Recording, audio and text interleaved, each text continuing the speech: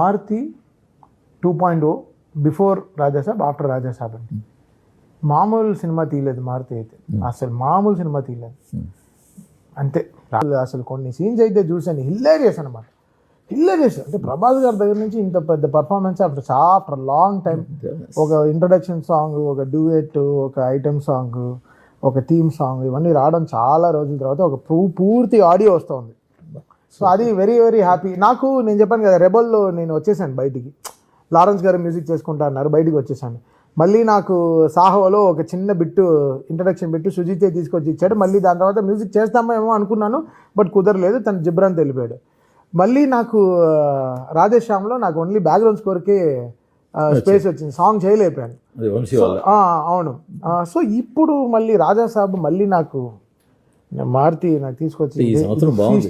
పవన్ కళ్యాణ్ గారితో మీ కోరిక తీరిపోయింది, ప్రభాస్ గారితో మీ కోరిక తీరబోతోంది.